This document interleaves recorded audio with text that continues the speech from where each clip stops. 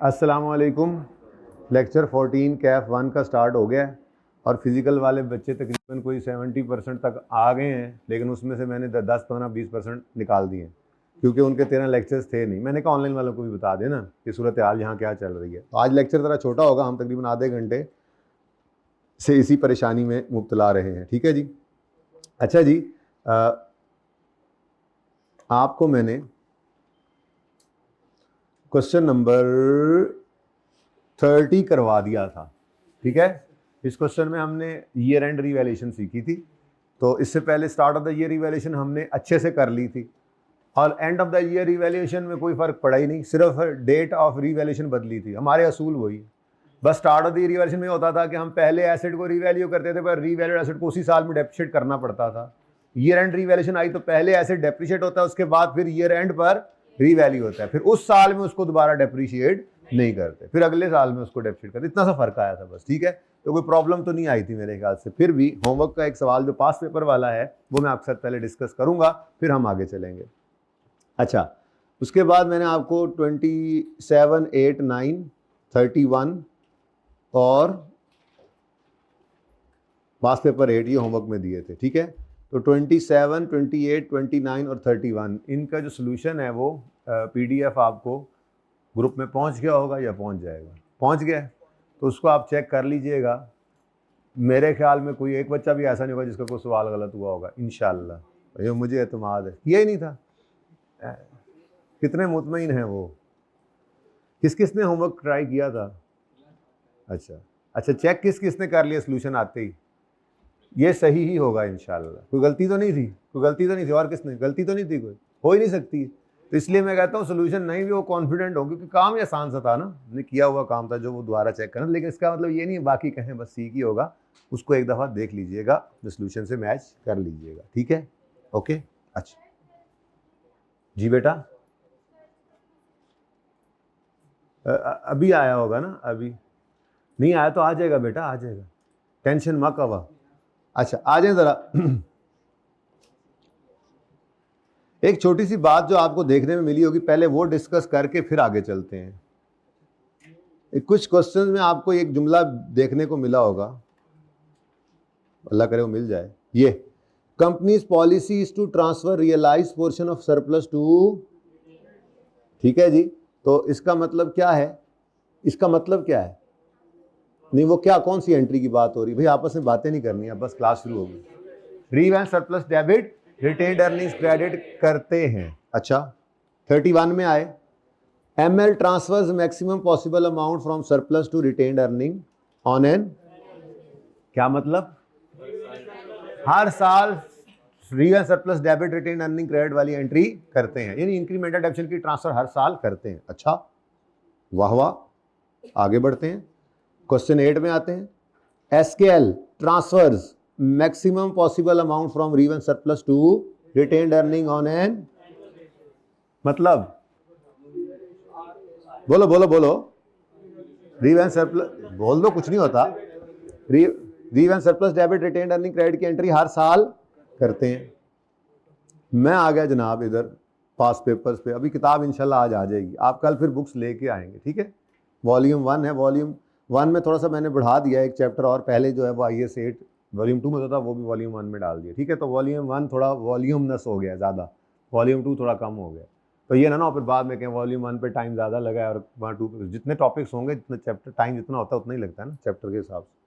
अच्छा जी, ये कोई बड़ी अहम बात लग रही है कि हम इसको देख ही जा रहे हैं बार बार। हैं जी, ज़रा देखते हैं पास पेपर में जाके भी कहीं ना कहीं। ये है तो पुरानी किताब, यानी पिछले सेशन वाली, तो इसमें सारे सवाल आपको हुए हुए नज़र आ रहे होंगे।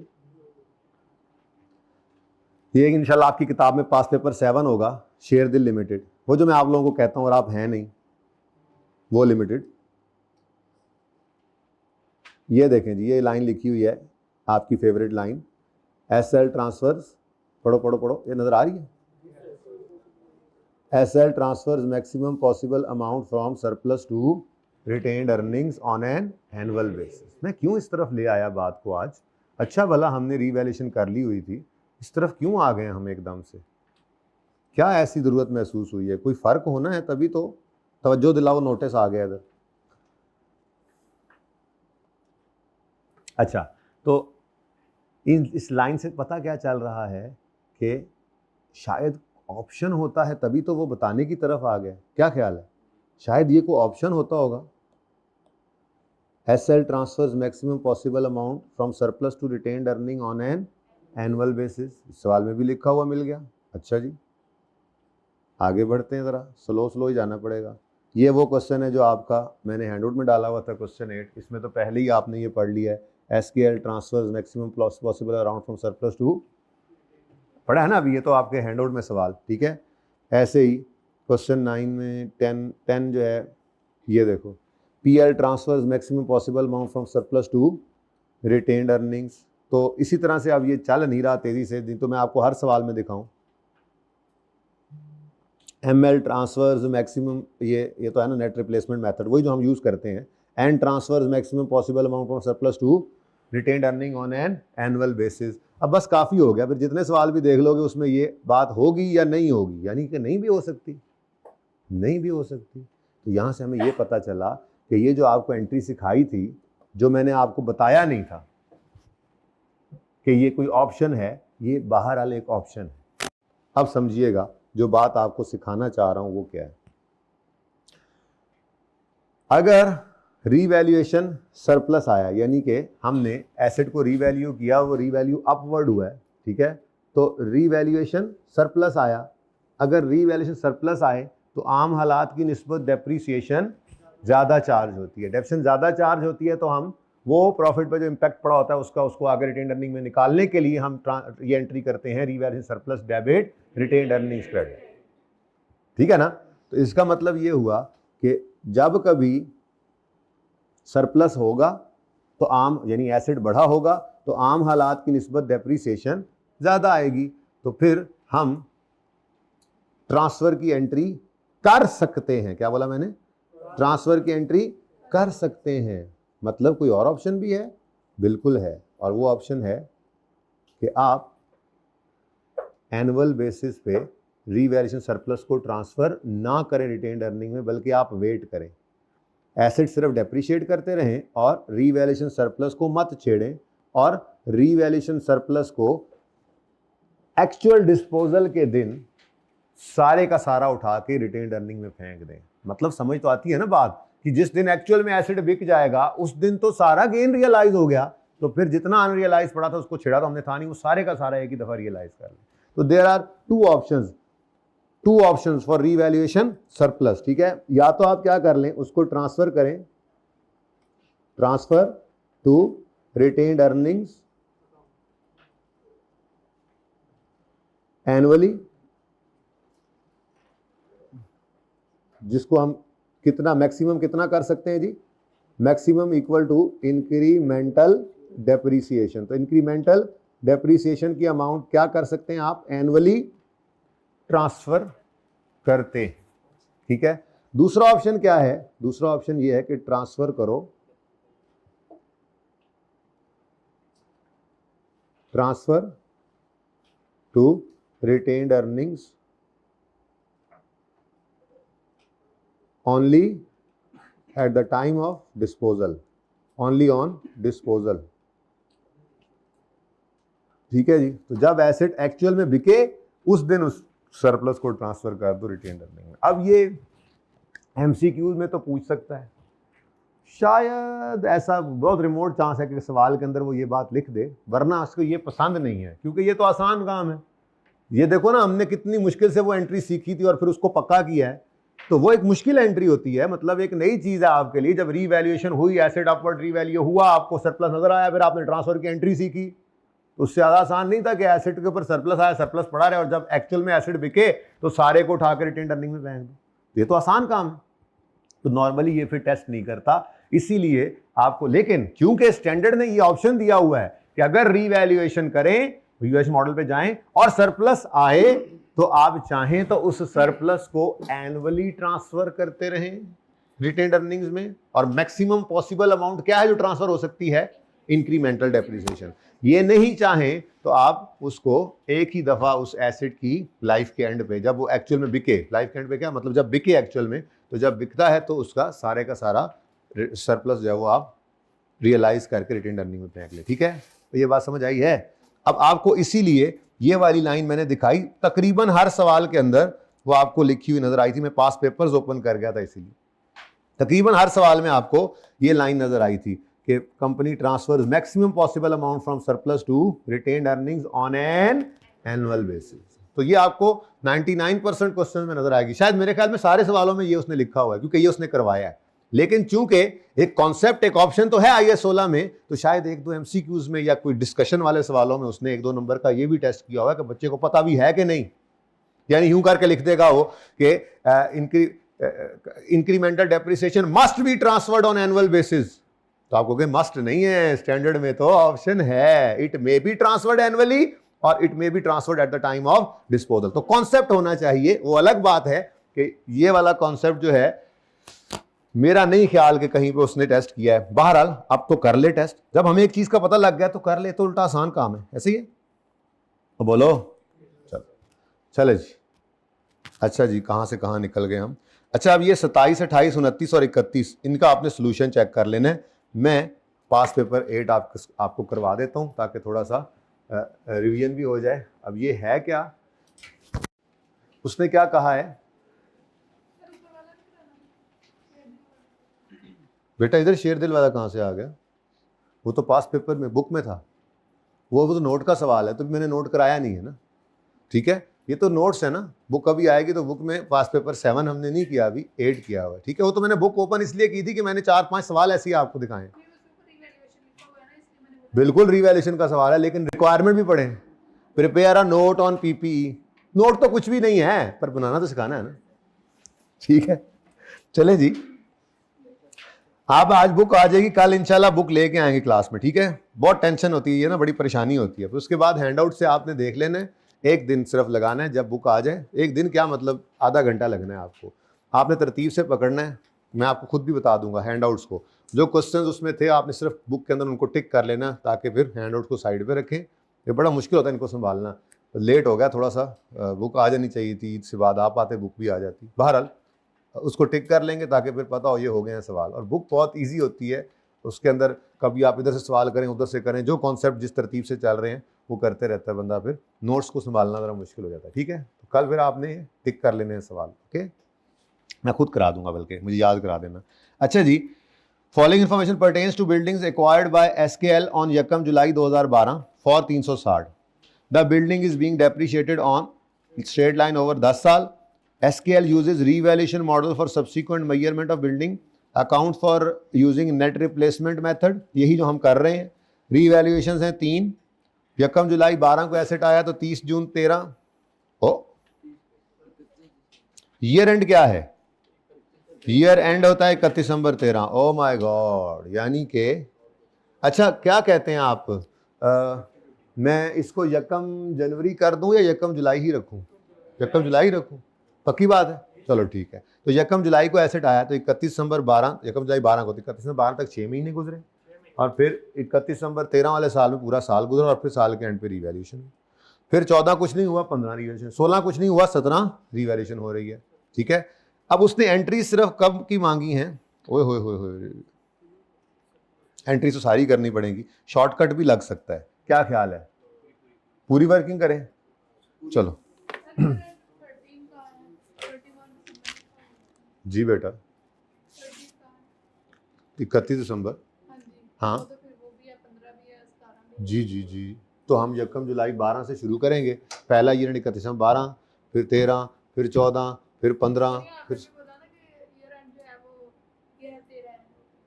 नहीं, पहला ईयर एंड 13 है, फिर 14 भी है, फिर 15 भी है, फिर 16 भी है, फिर 17 भी है, सारे ईयर एंड। 31 दिसंबर हर साल में ईयर एंड होता है। ठीक है, अच्छा जी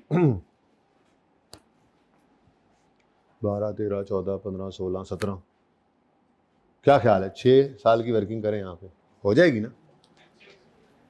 है भाई पता नहीं, मैंने तो रिक्वायरमेंट पढ़ी नहीं जानबूझ के।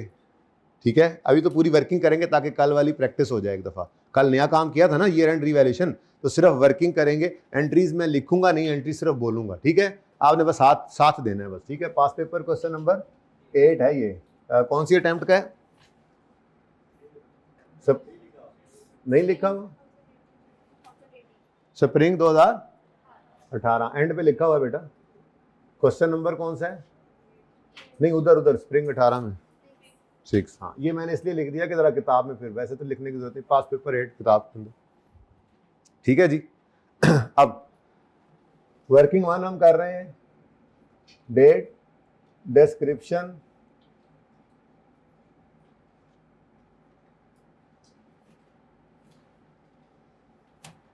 एसेट का नाम शाम है, नाम पता, बिल्डिंग, रिवैल्यूएशन, सरप्लस और प्रॉफिट और लॉस। एसेट कब खरीदा है जी? 1 जुलाई 2012। क्या है कॉस्ट इसकी? 360। ओके। अब ये पहली बार ऐसा हुआ है कि रोज ही कोई ना कोई नवा कट्टा खुला होता है। नो द मीनिंग ऑफ कट्टा? Son of buffalo. अच्छा, रोज कोई ना कोई नया कट्टा खुल जाता है। आज कौन सा नया कट्टा खुल गया? 1 जुलाई। आज से पहले किसी सवाल में ऐसा नहीं हुआ था। परेशान नहीं होना। 12 वाले साल के अंदर पूरा साल एसेट इस्तेमाल नहीं हुआ तो पूरा साल डेप्रिशिएट भी ना करें। ठीक है, ये कितने महीने चला है हमारे पास? तो जितने महीने चला है इस्तेमाल हुआ उतने महीने की डेप्शन चार्ज कर दें, फर्क तो कोई नहीं पड़ना। तो डेप्रिसिएशन एक्सपेंस निकालना है तो 360। यूजफुल लाइफ कितनी है जी? सवाल 10। लेकिन ये क्या है? ये तो पूरे साल की डेप्रिसिएशन है, हमें इसको 6 महीने पे लाना पड़ेगा। 360 डिवाइडेड बाय 10 इंटू 6/12। जरा एंड वाले बच्चे मुझे बता दें, ये थोड़ा सा छोटी राइटिंग लिखी है मैंने, नजर आ रहा है? वो कोने वाले भाई ने बताना है मुझे, लिटमस पेपर वो हुआ करेगा। फिर इधर बेटा सही नजर आ?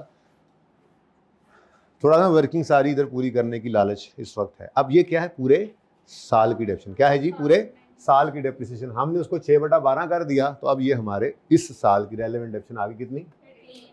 18। बुक वैल्यू कितनी आ गई? 342। अब ये जनाब 31 दिसंबर 2012, पहला ईयर एंड यहां पे हो रहा है। ठीक है, मार्कर उन्हें को यार को जानदार से लाएं, बच्चों को नजर नहीं आता एंड पे। ओके, नाउ 13 आया। 13 के अंदर है रिवैल्यूएशन सही, मगर तो पहले ईयर एंड पे पहुंचे तो ठीक है, ये बेटा फर्क है। पहले ईयर एंड पे पहुंचना है हमने। ठीक है, तो 31 दिसंबर 2013 तक जाना है। अब बच्चों ये स्ट्रेट लाइन मेथड है, तो हर साल डेप्रिसिएशन ने बराबर आना है, तो इसका मतलब फॉर्मूला तो रिपीट होगा। बस फर्क ये है कि यहाँ पर फ्रैक्शन नहीं लगेगा, पूरे साल की डेप्रिसिएशन हमने चार्ज करनी है। ठीक है जी, तो 360 डिवाइडेड बाय 10, 36 की डेप्रिसिएशन आ गई और हम पहुंच गए ईयर एंड पर 31 दिसंबर 2013। ये वो दिन है जिस दिन एसिड को हमने क्या करना है? रीवैल्यू। भाई मार्कर जल्दी से मंगवाओ यार, कोई जानदार किस्म के हैं यार। एक एडी वड्डी गल है, ए लिखे हुआ है। ठीक है ना? कहते पास पेपर का अटेम्प्ट कहाँ लिखी हुई? मैंने कहा अच्छा जी। अब रीवैल्यूएशन का दिन आ चुका है, 31 दिसंबर 13 पे एसेट पहुंच चुका है और वो क्या कह रहा है जी? इंडिपेंडेंट वैल्यूअर ने ये रीवैल्यूएशन की हैं। पहली रीवैल्यूएशन 31 दिसंबर 13 पे और एसेट चला गया है 323 पर। तो फिर क्या करेंगे जी? वर्किंग में एक लाइन खाली छोड़ेंगे और रीवैल्यूड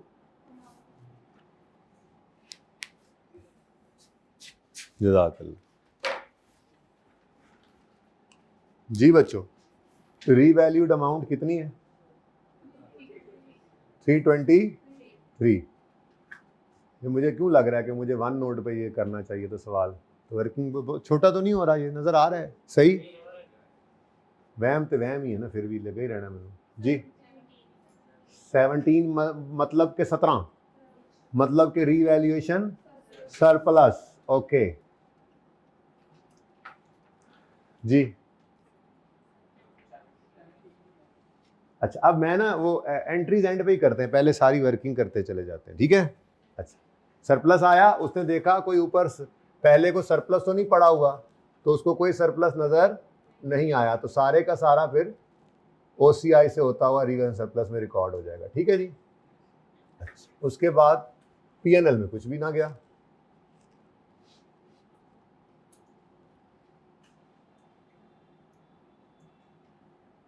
अब क्या 13 वाले साल में फिर डेप्रिसिएशन करें?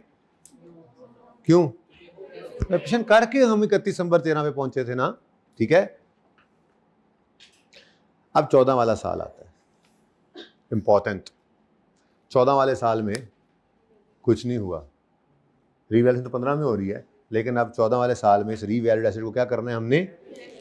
तो 31 दिसंबर पहले बाद में लिखेंगे। पहले यहाँ पे लिखते हैं डेप्रिसिएशन। अब डेप्रिसिएशन करनी किस अमाउंट की है?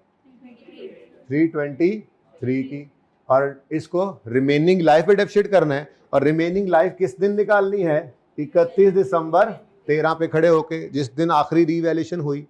अब यकम जुलाई 12, इसीलिए तो सवाल करा रहा हूँ, होमवर्क में पता नहीं क्या किया होगा आप लोगों ने। यकम जुलाई 12 को अगर एसेट आया था तो 31 दिसंबर 12 तक 6 महीने गुजर गए, और 31 दिसंबर 13 तक 1.5 साल गुजर गया। 1 साल और यानी 1.5 साल गुजर चुका है। कितना?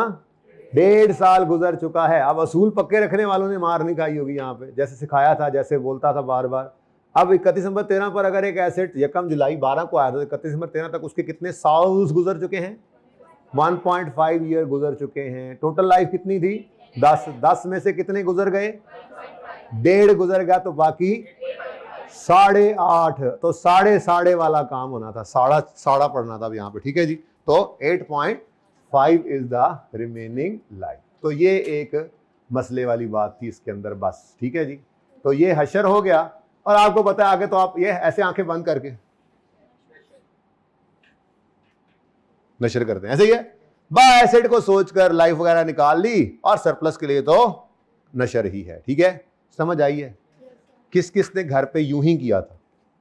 Very good. किस किस ने घर पे ये नहीं किया था? गलत किया था? गलत क्या किया था? मैंने पूछना भी है। 8 निकाला, 8। सुभान अल्लाह। और जी किया ही नहीं, सवाल ही किया। सुभान अल्लाह। अच्छा। किस किस की गलती? जी बेटा, यहां पर मार्क कट जाएगा, यहां पर मार्क कट जाएगा। 1 है या 2 है, ये कट गए। उसके बाद बुक वैल्यू से आगे सही चल रहे हो तो सही नंबर मिलेंगे। जी, गलती पे गलती के नंबर नहीं कटते, लेकिन लाइफ क्यों गलत निकले? आज निकली, आइंदा नहीं गलत निकलनी चाहिए। और किसी से गलती हुई? हाथ से। माशाल्लाह। हैं? टैक्स वाले सर से पूछना। न्यूमेरिकल में तो यही रूल है। अब कोई प्रोविजन उसने पूछी है तो ये तो नहीं कह सकते आप आधी मैंने सही लिखी, आधा सेक्शन अपना नहीं बना दिया। बहरहाल सर से पूछ लेना। न्यूमेरिकल में तो हम सारे सीए के अंदर ही यही रूल है। किधर थे अभी तक?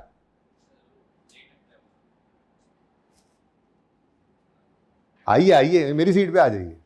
अच्छा चलें जी बेटा। 38 और 2। लो जी, बुक वैल्यू दसो जी। 285 और 1.5 बुक वैल्यू। जरा तंग करके लिख रहा हूं, मुझे माफ करना, और ना समझ आए तो पूछ लेना। लालच तो वही है, आपको पता है, वर्किंग सारी सामने हो बस बच्चों के। अच्छा अब जी 15 हो गया शुरू, लेकिन 15 के एंड पे रिवैल्यूएशन है, तो इसका मतलब अब देखो भाई, स्ट्रेट लाइन मेथड है तो पर्चे के अंदर ये लिखना ही नहीं है दोबारा, क्योंकि पर्चे में डेप्शन कितनी आपने लिखनी है यहाँ पे? स्ट्रेट लाइन मेथड है ना। अगर अगले 8.5 साल कुछ भी ना होता, पूरे 8.5 साल मजीद रिवैल्यूएशन ना होती, एस्टिमेट चेंज ना तो कुछ ना होता, तो पूरे 8.5 साल 38.2 करके, और आखिरी साल में जाहिर है 6 महीने आने थे, इस एसेट ने फुली डेप्सिट हो जाना था। लेकिन वो अलग बात है कि वो जगह जगह पे अब रिवैल्यूएशन में ब्रेकें लग रही हैं हमें। ठीक है, तो अभी तक तो कोई ब्रेक नहीं लगी ना, तो रिवैल्यूएशन होनी 31 दिसंबर 15 पे है, तो पहले वहां पहुंचे। अब अगर वहां तक पहुंचना है तो स्ट्रेट लाइन मेथड है, तो डेप्शन तो रिपीट होनी है। लेकिन आपको याद रखवाने के लिए मैं यहां पर ये लिख रहा हूं 323 डिवाइडेड बाय, ये पर्चे में नहीं लिखना दोबारा, वही उठाकर आपने दोबारा फिगर्स लिख देनी है। ठीक है, क्योंकि सेम है ना, दोबारा क्यों लिखें वर्किंग, हम टाइम ज़ाया क्यों करें? बच्चों ये नजर आ रहा है 38 और 2? तो मुझे बता, आपने बस एक काम करना है मेरे पे, ये एहसान करना है, मुझे फौरन बता देना सर नजर नहीं आ रहा। ओके, इधर से आपने जी 42 247 और भाई को बिठाएं, भाई का पहला दिन तो नहीं है, लेक्चर लिए हैं पिछले कुछ लिए, कितने कौन कौन से लिए हैं? चलो अब फिर बहस करेंगे इस पर, पहले हमने आधा पौना घंटा आज जो है ना हमारा निकल गया। वैसे बच्चे जो है ना मुझसे नाराज होकर चले गए, अब 2-3 दिन बाद नाराजगी दूर करके आएंगे। हाँ जी बच्चों, ये देखो इधर भी सेम ही था, ये देखो वो चलो अलग बात है कि ये दौरान साल एसेट आया था, तो स्ट्रेट लाइन की तो यही खसूसियत है ना, हर साल फॉर्मूला सेम या हर साल डिफरेंट। तो देखो 360/10 360/10 चलता, कुछ ना होता 10 साल यही चलता जाता, चेंज हो गया, रिवैल्यूएशन आ गई तो फिर रीवैल्यूड अमाउंट पकड़ी और रिमेनिंग लाइफ। अब अगर फिर दोबारा कोई चेंज ना आए तो ठीक है, बट चेंज आ गया। क्या 31 दिसंबर 15 की शाम को एसेट क्या हो रहा है? रीवैल्यू। तो रीवैल्यूएशन के दिन एक लाइन खाली और रीवैल्यूड अमाउंट कितनी है? अब 247 से एसेट 208 पे लाना है, तो एसेट कम हो रहा है कितने से? लॉस 100 आ गया और सरप्लस पड़ा है। इस लॉस ने आगे पहले देखा सरप्लस पड़ा है तो उसको खा जाएगा। कितना पड़ा है? लो जी नहीं पड़ा लॉस नहीं रहे, ओ सॉरी सरप्लस नहीं रहे, ठीक है, और बाकी बचा खुचा लॉस कहां चला जाएगा? पीएनएल। ठीक है, अभी जिनका कल वाला लेक्चर सिर्फ मिस है ना, तो वो इंशाल्लाह अभी मैं एंट्रीज बोलूंगा, सारी एंट्रीज करूंगा नहीं, बोलूंगा, वो अपने लिए बेशक उसको क्विकली फटाफट कर लीजिएगा। अभी मैं बोल नहीं रहा, अभी सिर्फ वर्किंग करा रहा हूं। ओके, मसला तो नहीं हो रहा ना?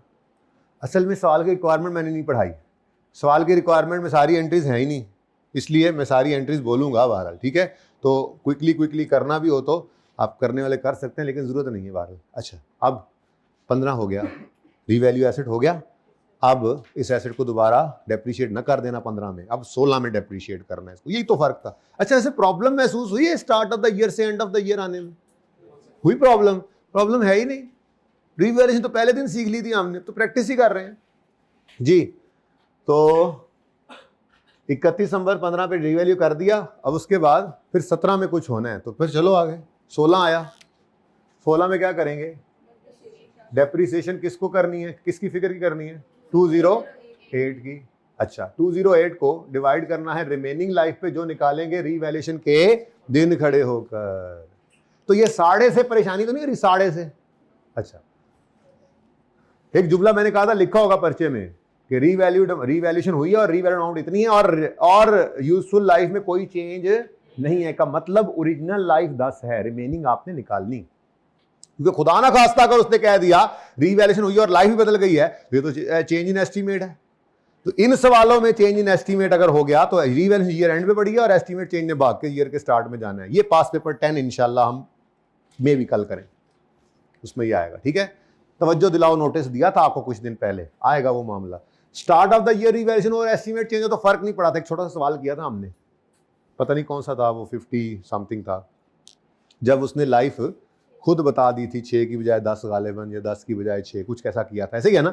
तो चूंकि start of the year revaluation तो एस्टीमेट चेंज ने कोई हम पे फर्क डाला नहीं था। इन सवालों में हो जाए तो मसला है। बहरहाल पास पेपर के सवालों के अंदर ये लाइन लिखी हुई मिलेगी आपको, रिवैल्यूएशंस हुई हैं इतनी, और ये इंपॉर्टेंट लाइन है, there is no change in useful life of building. बताया था ना आपको, ठीक है। ये लाइन लिखी हो या खामोश हो तो भी यही अज्यूम करते हैं कि there is no change in useful life of building. का मतलब क्या है? ये नहीं है मतलब कि हर रिवैल्यूएशन पे आपने बाद में 10 सी से लेकर चलना है, नहीं। इसका मतलब ओरिजिनल लाइफ 10 ही है, रिवैल्यूएशन के दिन खड़े होकर रिमेनिंग लाइफ निकालनी होती है। इस लाइन का मतलब इधर लिखा होगा तो देखेंगे, फिलहाल क्या लिखा हुआ है? There is no change. वही तो बता रहा हूँ कि एस्टीमेट चेंज बन जाएगा, वो फिर सवाल में बताऊंगा, ठीक है। तो इसका मतलब क्या है? There is no change in life building का मतलब क्या है? ओरिजिनल लाइफ 10 है। ये ना कर लेना कि सर लिखा हुआ है देयर, रिवैल्यूएशन के नीचे लिखा हुआ है there is no change in life, तो यहां पर भी 10 लिया था, अब रिवैल्यूएशन के बाद भी 10 ले लें, फिर इधर भी 10 ले लें, फिर 10 ही लिए जाएं। ये नहीं है। इसका मतलब क्या है? ओरिजिनल लाइफ 10 में कोई चेंज नहीं है, आपने रिमेनिंग लाइफ खुद निकालनी है।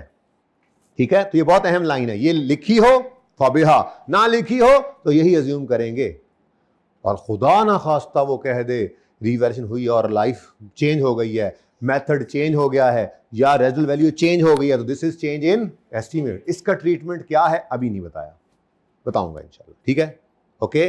नाउ 31 दिसंबर 2015 पे रिवैल्यूएशन हुई थी, तो उस दिन खड़े होकर रिमेनिंग लाइफ निकालें। यकम जुलाई 12 को एसेट आया था, 31 दिसंबर 12 तक 6 महीने, 13 तक पूरा साल, 14 तक पूरा साल, 15 तक पूरा साल, तो 3 साल और 6 महीने, 3 साल और 6 महीने, यानी 3.5 ईयर्स गुजर चुके। 10 में से 3.5 गए तो बाकी 6.5 साल। ठीक है, 7 नशर कर दें।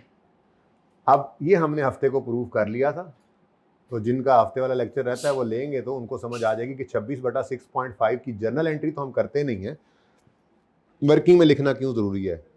ठीक है ना, मैंने कहा था बाद में कहना ओहो अच्छा बस इतनी सी बात ही हुई थी एंड में, ऐसे ही है ना, कोई जरूरत ही कोई नहीं थी उसको समझने की, बाहर समझ लिया था हमने। 32 और +4। ठीक है, बताइए जी। 176 और 22 नेगेटिव। बुक वैल्यू आ गई जनाब 31 दिसंबर 2016।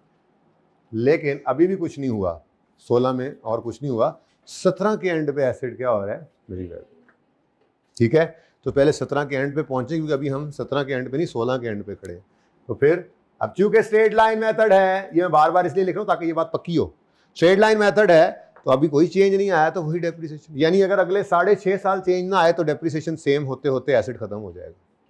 ठीक है, 31 दिसंबर 2017 लिखता नहीं होता डेप्रिसिएशन से पहले में, जानबूझ के जी। 6.5 और 26 डिवाइडेड बाय 6.5, ये 26 है एंड वाला 26 जी, 32 और +4 और 144 और 18 नेगेटिव। लो जी, एसिड पहुंच चुका है 31 दिसंबर 17 पे। देखा जरा खुला खुला लिखने लग गया, कंजूसी खत्म हो गई, पहले जरा कफायत शारी से काम किया था ना, अब सही जा रहे हैं। अब 31 दिसंबर 17 पे हम पहुंच गए हैं और एसिड रीवैल्यू होके 167 पे पहुंच गया। ठीक है जी, तो एक लाइन वर्किंग में, एक लाइन खाली छोड़े, रीवैल्यूड अमाउंट लिखें। रीवैल्यूड अमाउंट कितनी है, 167। तो रीवैल्यूएशन आसान है या मुश्किल है? मुफ्त के नंबर है पास कराने के लिए। हाँ जी, आ गई है आपके सिलेबस में ये चीज जी, हर चीज ही आपको पास कराने के लिए आई है, बस आपने खुद नियत करनी है पास होने की, छुट्टी नहीं करनी, बस छुट्टी तो मौत है, मौत जी। 20 छुट्टी वही होगी जो मैं करूंगा, इंशाल्लाह नहीं करूंगा, नियत तो यही है। अब सरप्लस आया है तो इसने देखा लॉस पड़ा है, इसने उस लॉस को खाया। ठीक है जी, पकाया, 5 का सरप्लस रिवैल्यूएशन सरप्लस में गया और सवाल हो गया खत्म। ठीक है जी, तो ईयर एंड रिवैल्यूएशन में वर्किंग की हद तक तो कोई खास तब्दीली हमें महसूस नहीं हुई।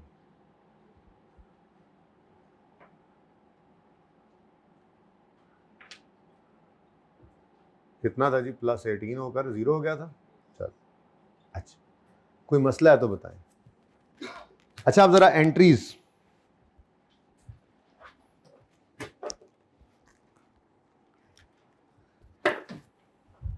एंट्रीज लिखनी नहीं है, ओके, बोलनी है। ठीक है, आपने बोलनी है। मैं यूं करके लिखूंगा यहां पे, एसेट डेबिट कैश क्रेडिट 360 से, फिर depreciation expense debit, accumulated depreciation 12 वाला साल खत्म। ठीक है, चलो बुक वैल्यू तक लगा दो, बुक वैल्यू बहरहाल एंट्री तो वो 1, एंट्री 1 और एंट्री 2 नजर आ रहा है, 1 और 2 लिखा हुआ, चैनम आइयो नजर आ रहा है 1 और 2 लिखा हुआ। ओके, अब अगला साल शुरू हो गया, बस नंबरिंग कर रहे हैं। ठीक है, अगले साल में डेप्रीसिएशन है, अगले साल की पहली entry depreciation expense debit, accumulated depreciation credit. उसके बाद एसिड क्या हो रहा है? अच्छा, डेप्रीसिएशन के बाद कोई ट्रांसफर ट्रूसफर की एंट्री क्यों नहीं आई? सरप्लस है ही नहीं, लॉस नहीं है, सरप्लस ही नहीं है, कुछ ही नहीं, रिवैल्यूएशन ही नहीं हुई थी, ठीक है। हाँ, वरना डेप्रिसिएशन की 2 एंट्रीज होती हैं अगर सरप्लस पड़ा हो तो। खैर, अब ये रेंट पे क्या हो रहा है? रिवैल्यूएशन। तो ये कौन सी एंट्री है? रिवैल्यूएशन सरप्लस की एंट्री है, तो यही पहली एंट्री है? नहीं, रिवैल्यूएशन की 2 एंट्रीज होती हैं, पहली ट्रांसफर की सरप्लस लॉस की रिकॉर्डिंग की, दूसरी एंट्री होती है। तो अब रिवैल्यूएशन के दिन खड़े होकर हमने पूछा एसेट हो एसेट, क्या तुम अभी जिंदगी में कभी रिवैल्यू हुए हो? तो इसका मतलब डेट ऑफ परचेज से इस दिन तक की डेप्रिसिएशन इकट्ठी हुई पड़ी होगी, और वो कितनी है? 18 जमा 36। अब 54 की एंट्री किधर है? वर्किंग में नहीं है, छत पे है।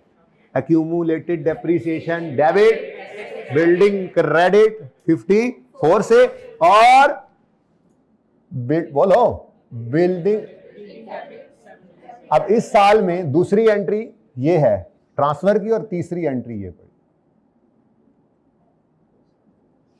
ये दोनों इंपैक्ट्स नजर आ रहे हैं, यानी समझ नहीं आई आपको, मुझे लगता है। थोड़ी जरा गंदी गंदी करके एंट्रीज कर लो, फिर मिटा दूंगा, ठीक है। तो for the year ended 31 December 12 acid खरीदा हमने, यकम जुलाई 12 पर, बोलो बोलो बोलो, एसिड बिल्डिंग डेबिट और 360 से। उसके बाद 31 दिसंबर 12 पर डेप्रीसिएशन डेबिट, एक्यूमुलेटेड, गंदी गंदी करके एंट्रीज कर रहा हूं, कितना? 18। अच्छा, अब फॉर द ईयर एंडेड 31 दिसंबर 13 आया। अब पहले क्या हुआ?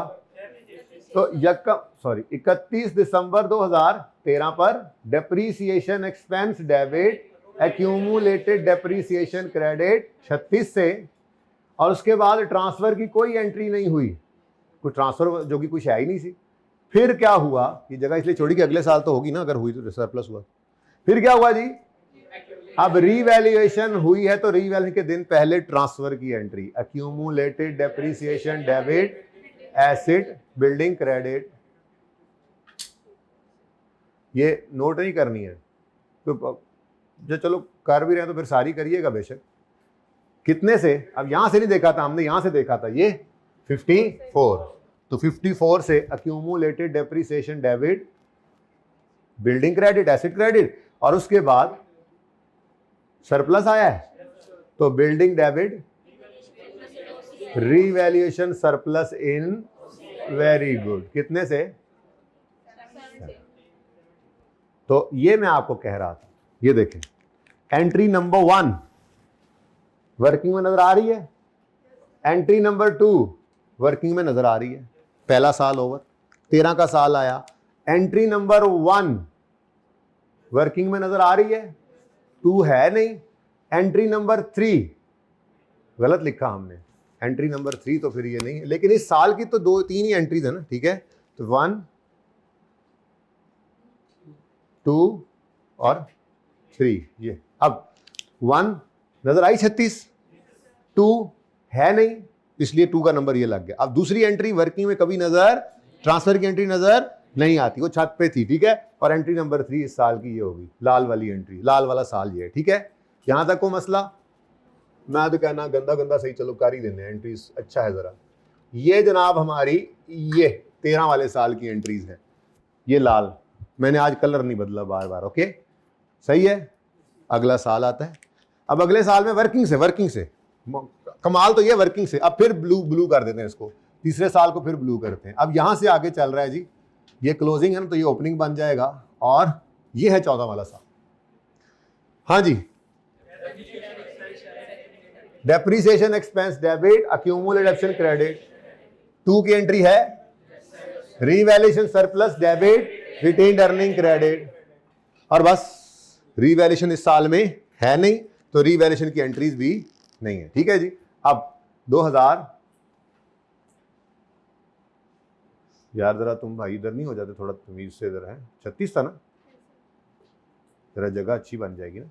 अच्छा जी, अब फॉर द ईयर एंडेड 31। अच्छा, बातों बातों में अब वो जो डिस्पोजल मैंने सोचा था, पता नहीं अब टेस्ट में क्या दूंगा, मैंने सोचा था डिस्पोजल दे के टेस्ट में वही दे दूंगा, लेकिन चलो मेरी अपनी किस्मत भाई, क्या कर सकते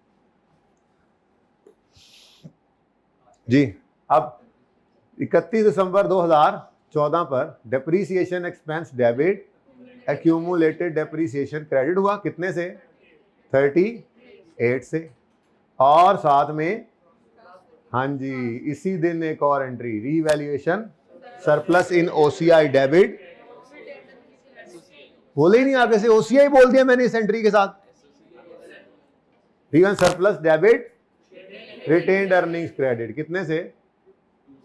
2 से। ठीक है जी। उसके बाद 31 दिसंबर 2014 पे कोई रीवैल्यूएशन हुई है? तो रीवैल्यूएशन होगी तो ये एंट्रीज होंगी, नहीं तो नहीं।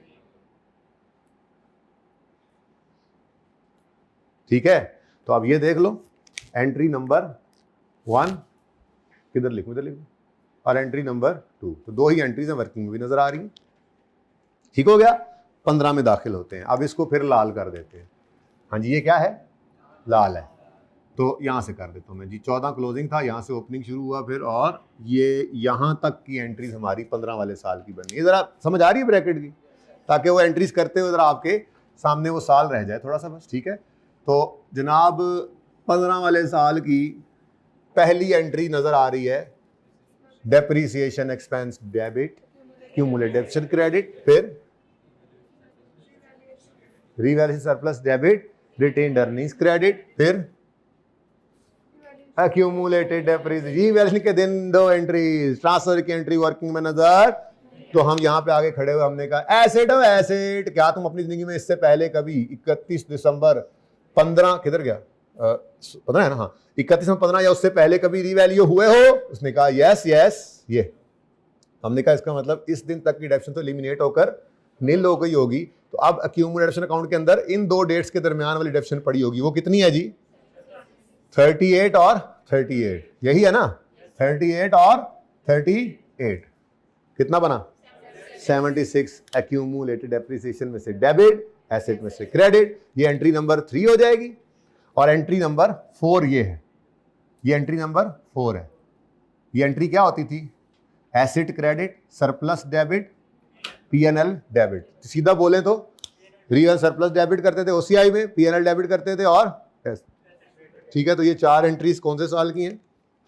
15 वाले साल की। ठीक है, तो फॉर द ईयर एंडेड 31 दिसंबर 2015 आया। तो पहले जनाब आपने डेप्रीसिएशन की एंट्री, वो पहली एंट्री देखो वर्किंग से ही, depreciation expense debit, accumulated depreciation credit कितने से? 38 से। फिर रीवैल्यूएशन सरप्लस डेबिट रिटेन्ड, क्योंकि सरप्लस का बैलेंस नजर आ रहा है, जब तक आता रहेगा नजर तब तक ये डेप्रीसिएशन की एक नहीं 2 एंट्रीज। क्योंकि आपको पता है, क्योंकि उसने सवाल में लिखा है SKL transfers maximum possible amount for surplus to retained earning on annual basis, और वो मैक्सिमम पॉसिबल अमाउंट क्या है? Incremental depreciation. समझ आ रही है? ओके जी। रीवैल्यूएशन जी 2 से 4, जो सोचा था वो तो मैंने कराया ही नहीं। चलो खैर, ये अच्छा हो गया ये सवाल। जरा ईयर एंड रीवैल्यूएशन ना फिर कैसे कच्ची रह जाती है, अच्छा हो गया। जरा देखो, नियत भी नहीं थी क्योंकि एंट्रीज भी देखो मैंने ऐसे ही गंदी गंदी शुरू की थी। बहरहाल 31 दिसंबर 2015 पे अब क्या हो रहा है? Asset revalue. अब एंट्री नंबर 3 यानी रीवैल्यूएशन की पहली एंट्री, ट्रांसफर ऑफ एक्यूमुलेशन की एंट्री, वो वर्किंग में नजर नहीं आती क्योंकि वर्किंग तो ऑलरेडी किस पे है? बुक में। वो मैं खुद ढूंढना पड़ता है जाके। एंट्रीज से देख सकते हैं और वर्किंग से भी देख सकते हैं। ठीक है, तो भाई बोलो accumulated depreciation debit, asset credit, building credit. ठीक है जी, कितने से? 76।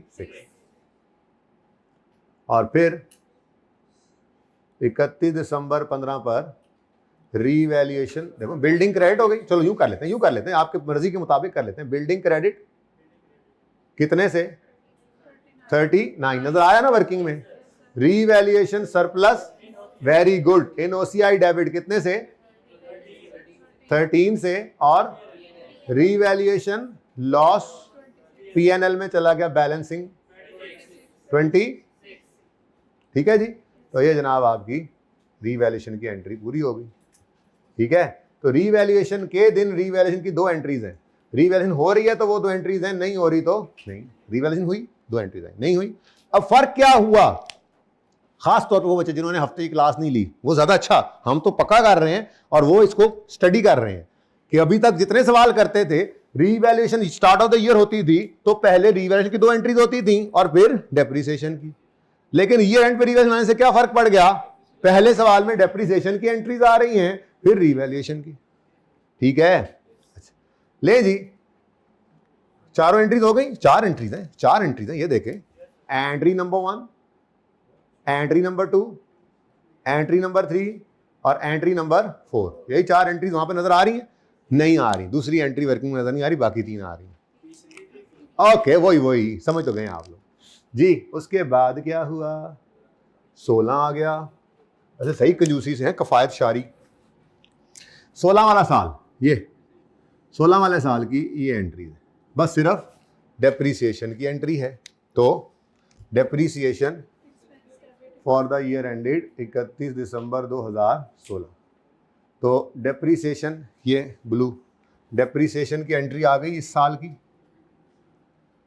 ठीक है, लेकिन इसकी एंट्री हम करते नहीं। ये मल्टीप्लाई प्लस नहीं है, ये एंट्री नहीं करते। ठहरो इधर लिख दो, केड़ा पता तुसी को मल्टीप्लाई प्लस क्या होता है। ये एंट्री हम करते ही नहीं। वजह भी पता है वर्किंग में क्यों लिखते हैं, अब उसकी लॉजिक भी पता है। तो सारी बातों के बाद एंड पे तो पर्चे में वही बचता है, बस +4 की एंट्री नहीं करनी और वर्किंग में लिखना। ठीक है, अच्छा जी। तो 32 की एंट्री क्या बनी जी? 31 दिसंबर 2016 पर depreciation expense debit accumulated depreciation credit कितने से? 32 से। और सरप्लस हो तो इंक्रीमेंटल डेप्शन, आम हालात की डेप्शन ज्यादा होती है तो उसका असर डालना पड़ता है। अगर लॉस हो, रीवैल्यूएशन डाउनवर्ड होती है तो डेप्रिसिएशन आम हालात की निस्बत कम आई होती है तो उसकी वजह से प्रॉफिट बढ़ा पड़ा होता है। लेकिन वो कमी की वजह, एसेट के अंदर कम होने की वजह भी पीएनएल के अंदर ही पड़ी होती है, तो इसलिए हम ये एंट्री करते ही नहीं है। तो यहां पर एंट्री नहीं होगी। ठीक है जी। उसके बाद चूंकि रीवैल्यूएशन नहीं हो रही है 16 वाले साल में, तो रीवैल्यूएशन की भी दोनों एंट्रीज आपको नजर नहीं आएंगी 16 वाले साल। ठीक है, ओके। लो जी, 16 वाला साल बड़ा पुरअमन सा साल था है जी। अब 17 आया जी बच्चों, 17 वाला साल है ये। 17 वाले साल में पहली entry depreciation expense debit accumulated option credit. दूसरी एंट्री नहीं होनी, नहीं होनी, नहीं होनी। तीसरी एंट्री, मतलब के कहने का तरतीब में नहीं ना छेड़ा उसको, ठीक है, ये एंट्री नहीं करनी। फिर रीवैल्यूएशन के दिन एक्यूमुलेटेड डेबिट एसेट क्रेडिट की एंट्री वो नजर नहीं आया करती। ठीक है, तो वो बनेगी कैसे? हमने यहां पे खड़े होकर कहना है हाँ भाई एसेट, हाँ भाई एसेट, क्या इससे पहले कभी रीवैल्यू हुए? उसने कहा यस ऑफ कोर्स। हमने कहा इसका मतलब इस दिन तक की डेप्शन एलिमिनेट होकर क्या हो चुकी है?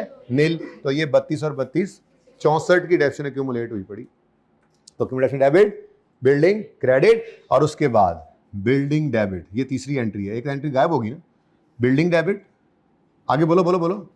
रियल सरप्लस इन ओसीआई और पीएनएल क्रेडिट। एंट्री नंबर 3 आ गई। ये इससे परेशान तो नहीं हो रही है 3 जो मैं लिखा है मैंने? वर्किंग में एंट्री किसी भी साल में अब ला के खड़ा कर दे आपको। ठीक है, तो ये जनाब आपका 17 वाला साल आ गया। इसकी ना पिक्चर ले लीजिएगा। तो 31 दिसंबर 2017 पर पहले क्या करेंगे, क्योंकि मैंने अभी ये एंट्री सारी मिटा देनी, क्योंकि ये रिक्वायरमेंट ही थी, मैंने रिक्वायरमेंट पढ़ाई नहीं, मैंने जरा ईयर एंड रिवैल्यूएशन पक्की करा दी आपको। अभी रिक्वायरमेंट पढ़ते हैं, ठीक है ना। हालांकि मैंने सोचा था कि अब बच्चे खुद ही करेंगे, मैं बोलूंगा, लेकिन बस फिर क्या करूं। Depreciation expense debit accumulated depreciation credit किन्ने से? लाइट से 32। फिर प्लस वाली एंट्री करनी नहीं होती। उसके बाद एसेट हो रहा है रीवैल्यू, तो रीवैल्यूएशन के दिन जितना बैलेंस पड़ा है वो ट्रांसफर करें। तो कितना बैलेंस पड़ा है जी? तो करो ट्रांसफर। फिर accumulated depreciation debit asset credit building credit 64 से, और फिर बिल्डिंग डेबिट कितने से? रीवैल्यूएशन सरप्लस इन ओसीआई क्रेडिट ये OCI लिखने की कोशिश की थी, बतख बन गई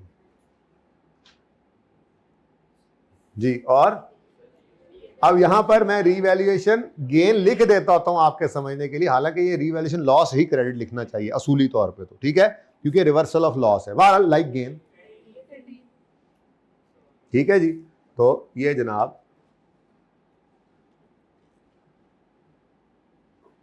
ये गेन लिखा है मैंने, रीवैल्यूएशन गांधी पड़ गया बच्चे, एंड वालों का भी बड़ा मसला हो जाता है ना। रीवैल्यूएशन गेन मैंने आपके समझने के लिए, P&L क्रेडिट हो रहा है ना, रिवर्सल ऑफ लॉस है, दिस इज लाइक गेन, ठीक है जी। तो ये अगर आप अब गौर फरमाएं तो ये 17 वाले साल की एंट्री नंबर 1 नजर आ रही है वर्किंग में, 2 तो है कोई नहीं, काट दिया हमने, एंट्री नंबर 2 फिर ये बन गई, और एंट्री नंबर 2 नजर नहीं आती वर्किंग में, और एंट्री नंबर 3 आपको नजर आ रही है। तो ये जनाब ईयर एंड रीवैल्यूएशन है। हाँ, इसके अंदर नई चीज हमने क्या देखी, जो आज हफ्ते की क्लास लेकर फिर मंडे की क्लास ले रहे हैं, उन्होंने नई चीज सिर्फ ये देखी है, उसके अलावा कुछ नया नहीं है, ठीक है। अब वो एंट्रीज की पिक्चर ले लें, क्योंकि मैंने वो मिटानी है। स्टूडेंट, हाँ जी,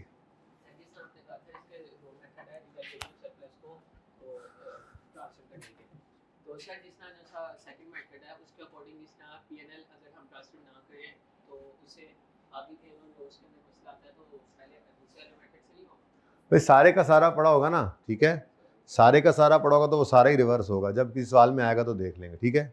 भाई कह रहे हैं पार्ट 2 शुरू करना है, देखें ट्रांसफर अगर एनुअली कर रहे हैं तो वो कम भी हो रहा है, जब कम हो रहा है तो फिर बुक वैल्यू के हिसाब से गेन लॉस निकल आएगा उसी हिसाब से, ठीक है। लेकिन अगर हम उसको सिरे से ट्रांसफर करें ही ना, मैंने सरप्लस की बात की है, तो उसमें गेन लॉस मसला करता है, ठीक है। बाकी प्लस की एंट्री तो आप करते ही रहते हैं, वो कोई और चीज़ है, वो ट्रांसफर इंक्रीमेंटल डेप्शन की ट्रांसफर नहीं है, ये एंट्री आप करते ही करते रहते हैं। वो वाला छोड़ो, देख लेंगे जब किसी सवाल में आएगा, क्योंकि वो मेरा नहीं ख्याल, आई के ने थ्योरेटिकली एक बार जरूर पूछा है, वो इतना आसान काम पूछता ही नहीं है, वो ट्रांसफर ही करवाता है आपसे, मसला ही इसी के अंदर है। जी बेटा,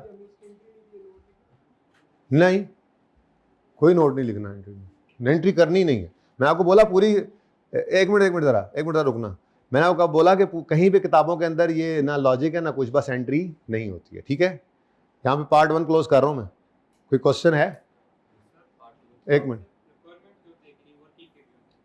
मार्क्स रिक्वायरमेंट के ही होते हैं, वर्किंग से ही फिगर्स निकल कर आती हैं, ठीक है। तो फिगर्स और फिगर सिर्फ एंट्री अगर 1.5 नंबर की है तो उसकी वर्किंग का भी आधा नंबर उसका होगा, आधा नंबर उस एंट्री करने का होगा, दोनों के नंबर होते हैं मिलाकर, ठीक है।